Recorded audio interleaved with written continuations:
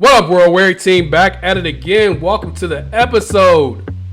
Today we're diving into two of Family Guy's most famous side characters, Glenn Quagmire and Cleveland Brown. One is hilarious, over the top, and unpredictable. The other is chill, grounded, and somehow ended up with his own spin-off show. So how did Cleveland get the call while Quagmire stayed behind in Quahog? Let's break it down. These are two of my favorite characters. I love Quagmire. I think he's hilarious. He's super over the top. He says the wildest shit. And I've always been a fan of Cleveland Brown because he's not loud. He's funny. He has his one-liners. And I love the Cleveland Brown show. I thought that show was hilarious. So funny. This episode is going to talk about why Cleveland got the show and why Quagmire didn't. Hope you enjoyed the video. Remember to like, comment, subscribe, and share. Welcome to Quagmire, the wild card. Let's start with the obvious. Glenn Quagmire is one of the funniest characters on Family Guy. His timing, his voice, his confidence, it's all gold. He's the guy who walks into the scene, says one thing, and instantly steals the spotlight. Umpire's not cool. I'm starting to feel foolish. What the hell is my white wine with Sprite in it? Hi again. That man over there reading a book by himself is offered to pay for your meal if you move to a table outside. You're not the dick in this situation. You're paying for their meal, so you can't be the dick. He's bold, wild, and always one punchline away from chaos. Every friend group has a Quagmire, the one who's a bit too much, but makes every story better. But that same energy is exactly why he could never carry his own show. Quagmire works best in short bursts. He's spice, not the main dish. I'm a huge fan of Quagmire. I think he's hilarious, super funny, one of the best characters in TV in my opinion. But he obviously can't never carry a whole show. He can never have his own spin-off. He's not that kind of character. There's been several episodes where they centered the show around Quagmire, and it just doesn't work. He's still funny, but it's too much of him. He's better when he comes in his little spurts. He comes in, does his joke, and leave. When he tries to carry the show, it's just too much of him. You can't. There's too much. There's only so much giggity you can have before the giggity gets old. Hey, will you sign a petition to overturn Mayor West's ban on gay marriage? Gay marriage? Come on. Two halves can't make a whole lot. And that's one of the main reasons why he will never have his own show, in my opinion.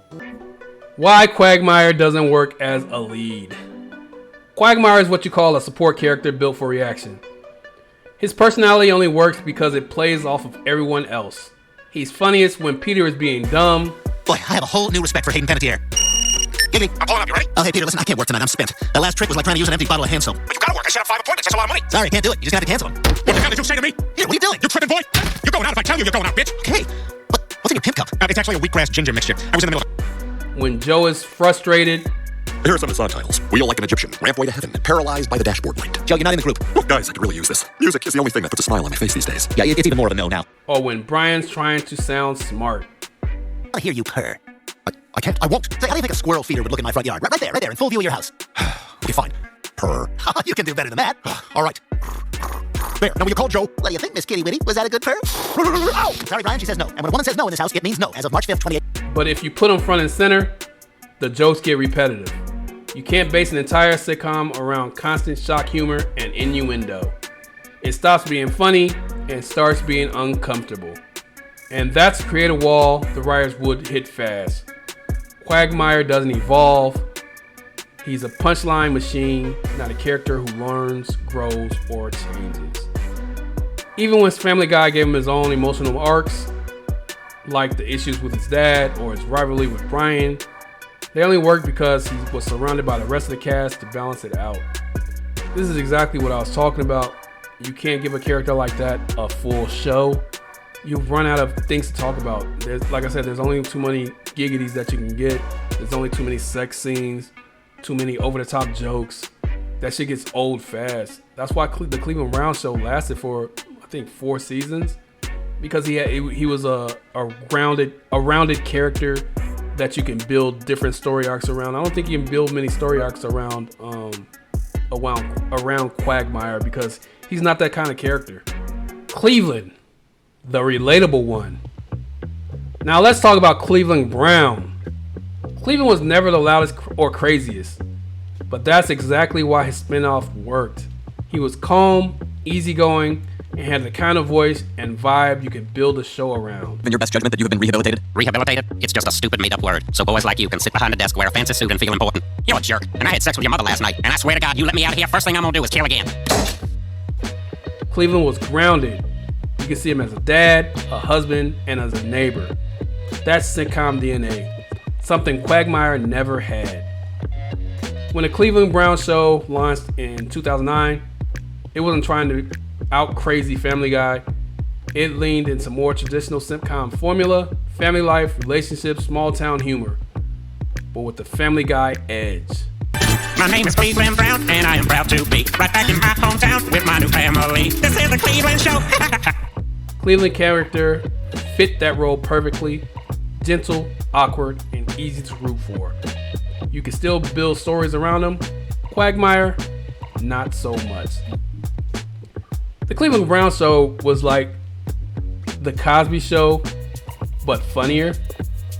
Even though they weren't like super professional, it was just a funny family show.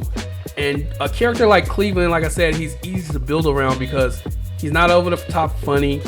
He brings his jokes that are super corny, but they make you laugh. And he's a relatable character. And his interaction with his son and with his stepkids and with his wife and his friends, it's all like natural things that people do in real life. I bet even she had to laugh at that one. I tell you, Ernie, it's nice having you here. Looks like I'm not the only one around here with a white boyfriend. Oh, she's trying to call you homosexuals, Cleveland Jr. and Ernie. That's funny. I'm gonna use that. I'm gonna use it right now. Y'all are homosexuals. That's why the show lasted for that many seasons, and that's why the show was so good. And that's why you can make a show based off of Cleveland, and why you can't make a show based off of Quagmire, because Quagmire is not like the regular person. He's not like the regular type of person that people will want to watch on TV in a 30-minute episode. It just wouldn't work at all. Popularity versus personality. Here's the thing. Quagmire was way more popular than Cleveland Brown on the Family Guy show. Fans quoted him constantly. Giggity was everywhere. But being popular doesn't mean being fit to lead. Cleveland was quieter, but he had depth. He wasn't a breakout star, he was the slow burn.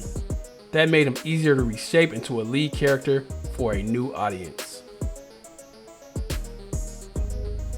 Quagmire's entire brand was adult humor with shock value. That's great in a chaotic ensemble like the Family Guy, but terrible when you need story arcs, emotion, and continuity. It's the difference between a comedian and an actor. Quagmire makes you laugh, Cleveland makes you watch. My God, this is more pussy than even I can handle. Is he gonna say giggity? Should I say giggity? Are other people allowed to say giggity? Giggity. What? Nothing. It's stupid. Quagmire is just like the circus act, I guess you could say. And Cleveland is the host of the circus act, if that makes sense. So you watch Quagmire to laugh and he gets his little jokes off, but you watch Cleveland for the show because he's more interesting. He's a more interesting character, and Quagmire is just a one-off type person, and that's why a show starring Quagmire would never work. And it's funny, they had an episode where Cleveland came back and Quagmire was mad, it seemed like, because he had his own show.